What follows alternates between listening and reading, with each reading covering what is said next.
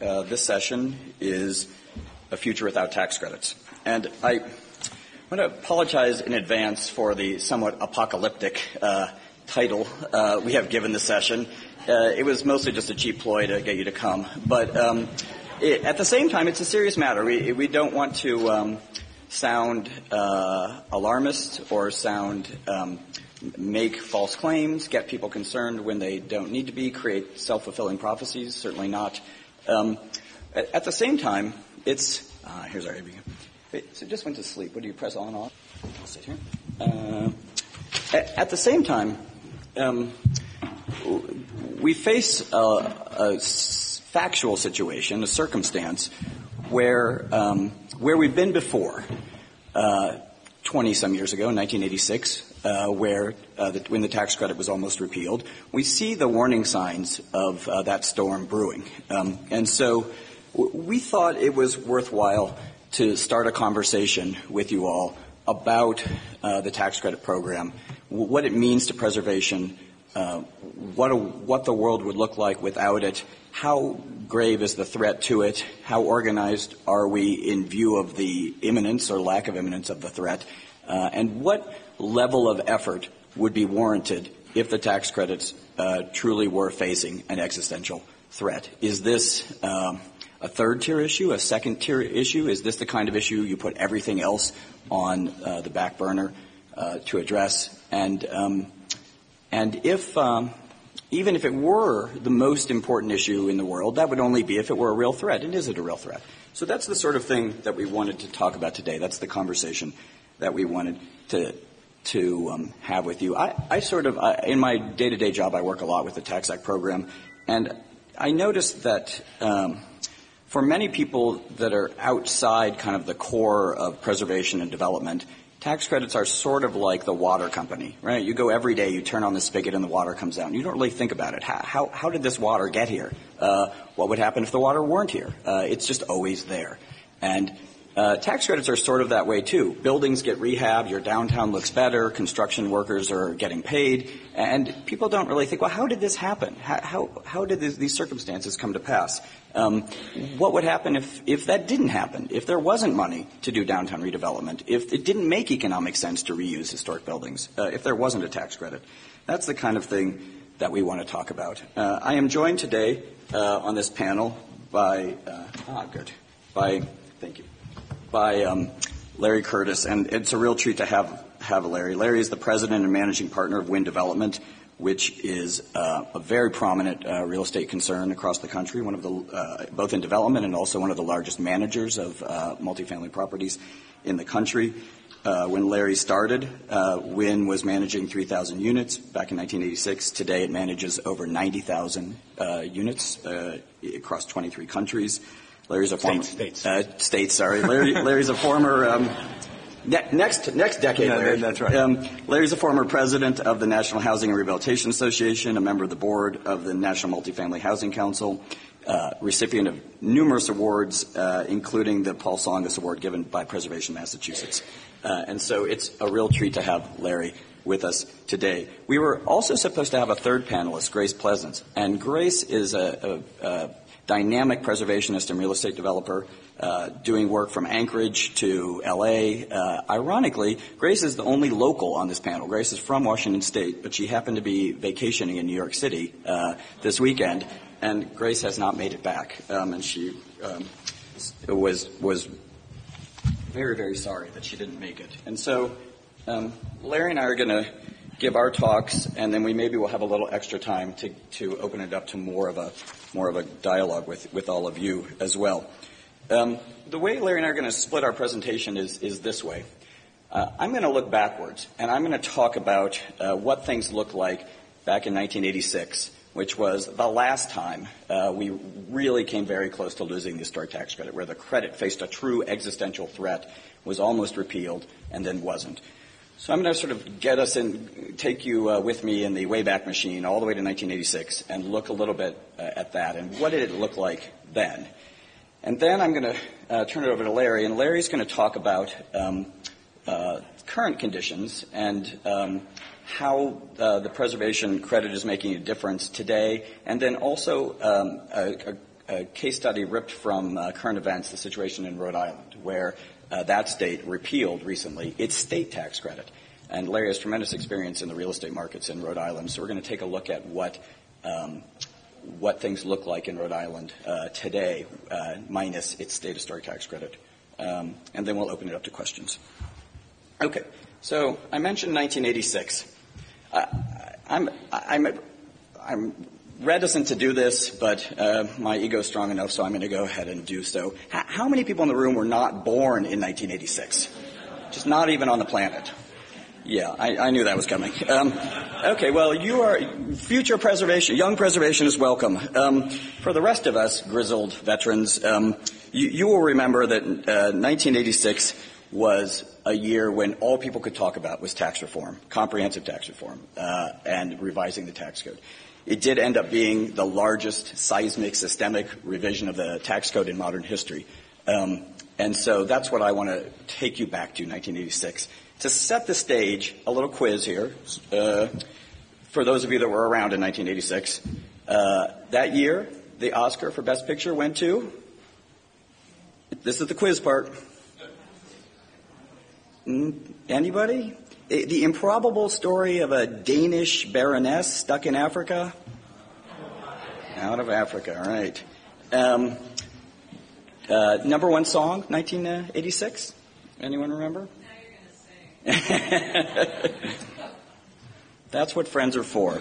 And on an interesting note, some people don't remember, it was a benefit for AMFAR, for AIDS philanthropy, because 1986 we were also at the beginning of the AIDS epidemic, and that seeping into the public consciousness.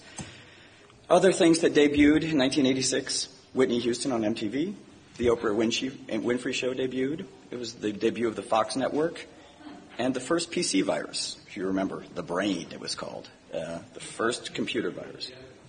What Roy?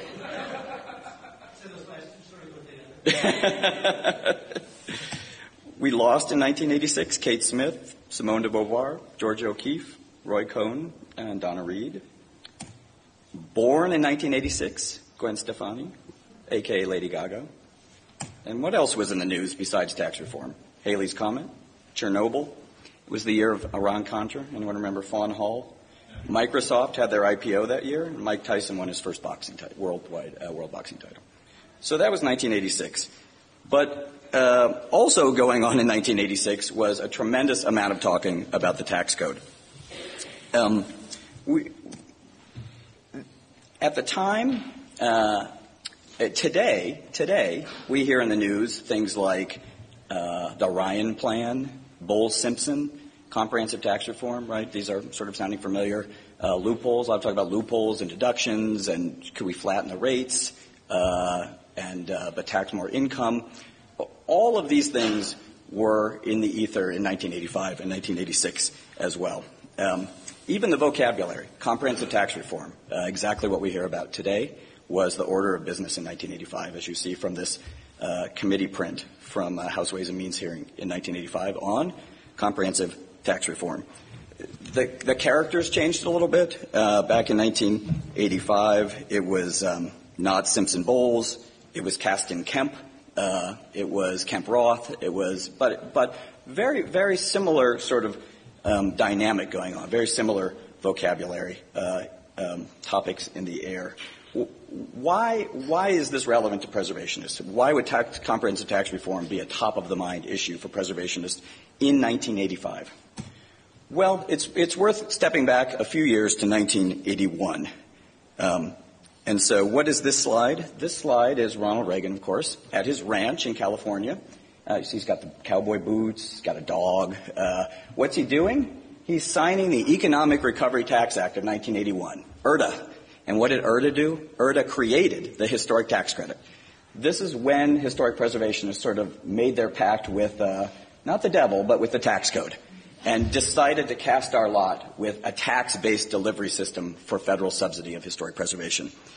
Now, IRTA was an interesting a confluence of events. We were right in the beginning of the first Reagan term, right, and the second, and there was sort of an interesting bipartisan moment happening here. On the one hand, you had Democrats like Dick Gephardt, like Dan Rostenkowski, who wanted to create incentives for center cities, for downtown revitalization, for the Rust Belt, if you will. I'm from Indianapolis, so I can use that term.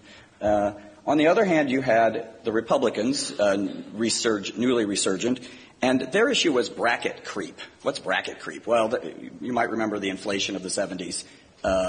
Kept lifting people's incomes, but not their real earning power, but lifted them into higher and higher tax brackets. So they were paying tax at higher and higher rates without any real increase in their earning income. So what the Republicans wanted was to lower tax rates. What the Democrats wanted were incentives for cities. And they compromised by not lowering the rates, but by creating tax shelters, tax credits, that allowed selected taxpayers to lower their rates, not through comprehensive rate reform, but by giving them a credit if they undertook activities that was good for the country, in this case, rehabbing historic buildings. So everybody sort of got what they wanted with IRTA, and the tax credit was born. The effect was astounding. Between 1980, when there had been, pre-1981, there were incentives in the tax code for historic preservation, amortization, and depreciation. 81, we have the tax credit. By 1983, investment in historic buildings had quadrupled, as measured by the Park Service. Under $500 million in 1980, over $2 billion in 1983. Just this explosive increase in investment in historic rehab in downtowns created by this novel credit created by IRTA.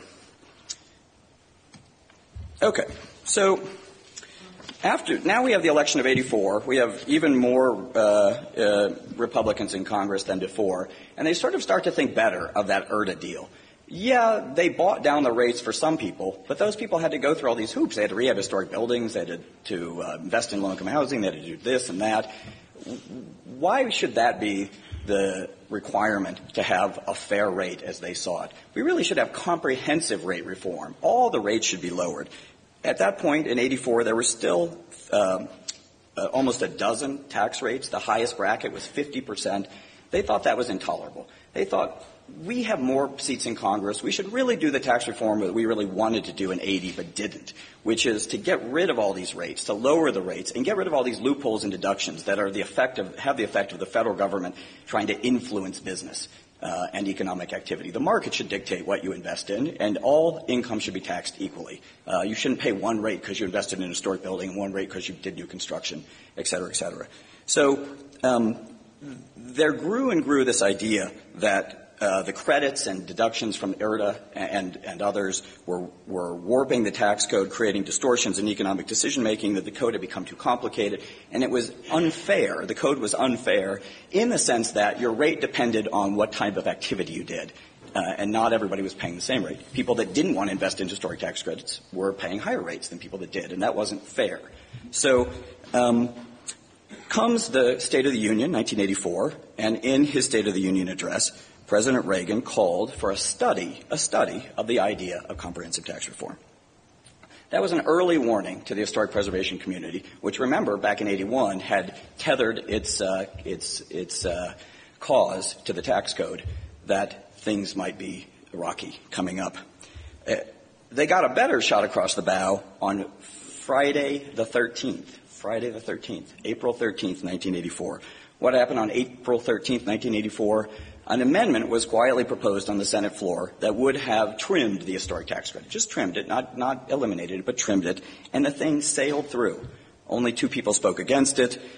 Senator Dole on the Senate floor said, "I believe the president's incentives for rehab are too generous. Something needs to be done about these over-generous incentives we created in 81. There were the usual backroom deals, and we weren't a part of them. The realtors and the home builders told the Senate this amendment was okay. Go ahead and gut the historic tax credit. The movement was in disarray. Senator Chafee, the main defender of the historic tax credit, had somehow gotten the message from, he thought, from the National Trust that they were okay with the bill, but they weren't. Preservation Action was nowhere around. The SHPOs didn't know it was on the floor, as nor did Preservation Action, nor did most preservationists. And so the thing passed the Senate. Now, it didn't ultimately become law in that form, but that was a real wake-up call. So tax reform's in the air, and there's apparently an appetite for doing something about the historic tax credit, and not one that the preservation movement is really in a position to address. So Preservation Action and the National Trust teamed up and had a series of workshops across the country. You see a brochure from one of them held in St. Louis, others held elsewhere in the country, to talk about this issue. What are we going to do if the tax credit is really at risk? And what came out of these meetings was the realization that there was a tremendous concern among people on the ground, city planners, mayors, real estate developers, neighborhood consultants, local preservationists, because they had now had 4 years of experience, literally billions of new dollars coursing into downtowns for redevelopment that they had not seen before 1981. And so it was very fresh in their mind, the difference between life with and without a tax credit. So a lot of concern and a lot of interest in banding together to do something to save the historic tax credit. What came out of that was this, the tax campaign, an idea of organizing the movement, and really more than just the movement, to save the historic tax credit. One of the key components of the tax campaign were the tax task forces, TTFs. How many people know even what I'm talking about at all? How many people were on a TTF in the room? Right? I see a few hands. Right. The idea of the tax task forces that came out of these 4 seminars that were held around the country was that the preservation movement itself, viewed conventionally, was not powerful enough to defend the historic tax credit, that we had to widen the aperture, that we really had to talk to everybody that had a stake in what the historic tax credits were doing. Architects, lawyers, accountants, developers, mayors, city planners, everybody whose lives were improved by the historic tax credit needed to be brought to the table. And that was the idea of the task force, to cast a wider net. I love this headline from the Southern Illinoisan, the newspaper in Carbondale, which got it about right. Unlikely coalition tries to fend off end of investment tax credits. Picking up this idea that real estate developers and lawyers and mayors and economic development authorities and preservationists were banding together to try to save the historic tax credit. So the task forces, as originally conceived, were these kind of interdisciplinary groups. They formed differently in different cities, sometimes led by local architects, sometimes led by preservation organizations, sometimes by statewide, sometimes by lawyers, sometimes by real estate developers. By the end of 1984, there were maybe 20 around the country. Here's a few archival footage shots. This is an invitation in August of 1984 to attend the first meeting of the one in San Francisco. Preservation Resource Center in New Orleans, urging locals in New Orleans to come to an opening meeting for a task force in New Orleans. What was the concept of the task forces? The original idea was that they would do 3 things. One is that they would each produce an economic impact statement that documented the benefits the tax credit had created for their local communities. And in the end, over 60 of these were done. 60 communities did do these reports of varying levels of quality and sophistication. One of the earliest that became a exemplar for the country was this one, produced by Historic Seattle. Another famous one out of New England. Here's the one for St. Louis. As I said, in the end, almost 60 communities produced these reports, often driven by SHPOs, State Historic Preservation Offices, very heavily involved in the production of these economic impact statements, sometimes overtly and sometimes working through their local task forces. Another thing the task forces decided to do were create tours. Take members of their local member of Congress on a tour and show them the tax credit projects in their district. I love this invite from Philly. Maybe you all can't read it, but it says, the tax incentives are working miracles. And we all know this. Developers know it. Neighbors know it. People who live in these rehab buildings know it. It would seem reasonable to believe that Congress would know it, but they don't. And these tours were very impressive. All over the country, many, many members of Congress, not staff, but often members of Congress themselves, Denver, San Francisco, Dallas, taken on these tours. Here's the paperwork for the one put on by the Central Illinois Landmarks Foundation. Why were they focusing on Peoria? Because the Republican minority leader in the House, Bob Michel, was from Peoria.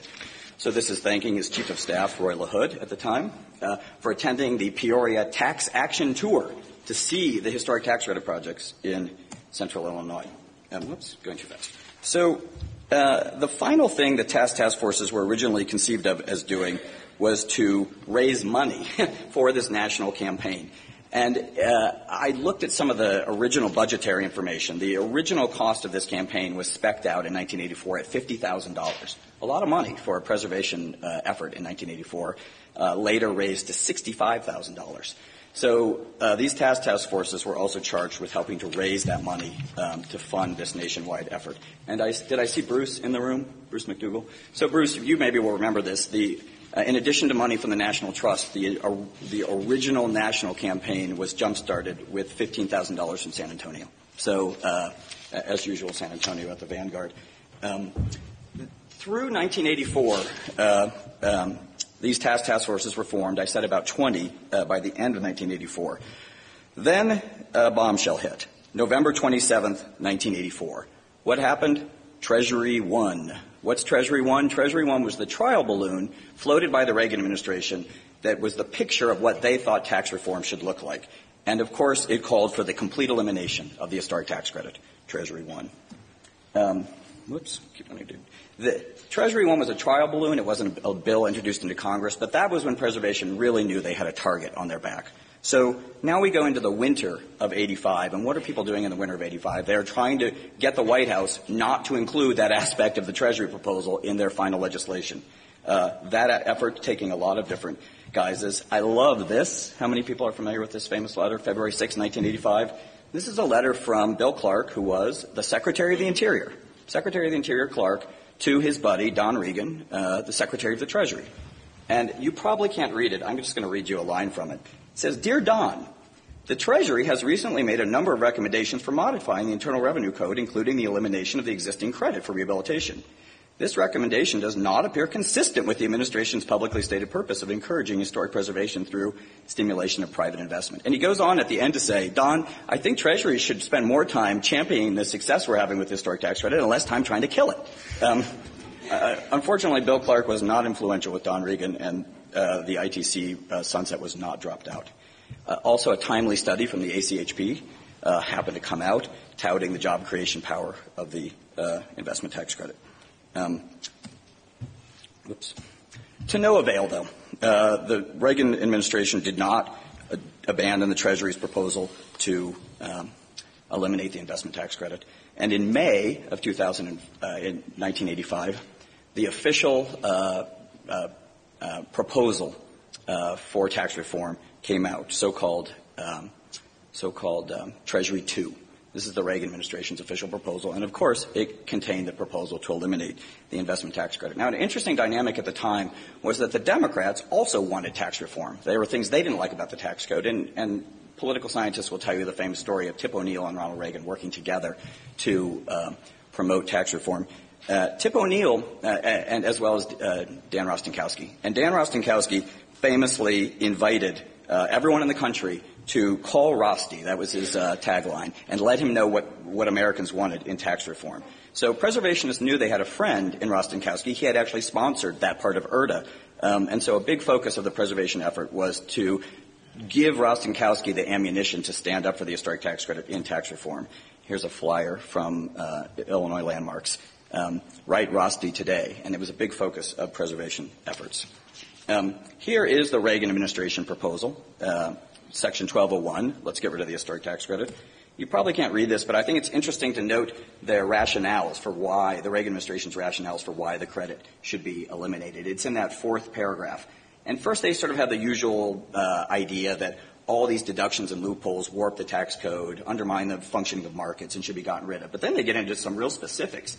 There is no evidence that the tax credit, compared to the incentives available for new construction, is, quote, an appropriate incentive. They also say that because the tax credit is not tied to location, it's used to it can be used for buildings in prosperous neighborhoods and not just in low-income neighborhoods. And then finally, this final paragraph, they say, why is the Park Service administering this? The Park Service has no dog in this hunt budgetarily. Their budget isn't whacked by the amount of revenue lost to Treasury. So there's a problem with this credit in particular because it's administered by an agency, the National Park Service, who doesn't have any budgetary accountability for how much credit they give out. So their final conclusion, page 257 of the Reagan proposal, repeal the credit. Or, as Preservation Action put it the next week, Treasury 2 raises rehab credits. So this was really now an existential moment for preservation. Now you have the White House, the president himself, saying we are going to eliminate the historic tax credit, May of 1985. One of the things Treasury had focused on was this idea that the credit is mostly used by rich people and big corporations. The GAO then came out, just to add insult to injury, the GAO came out with a study saying the same thing. This is used by rich people. So a focus became highlighting that many projects are small projects. You see that in this report from Rhode Island, emphasizing that almost half the projects in Rhode Island were small projects.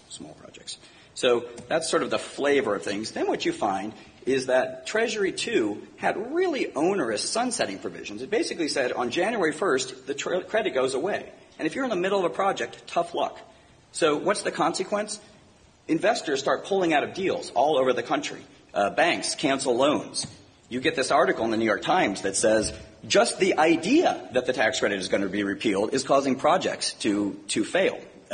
Restoration tax credits at risk. Critics say Reagan proposal has already aborted projects.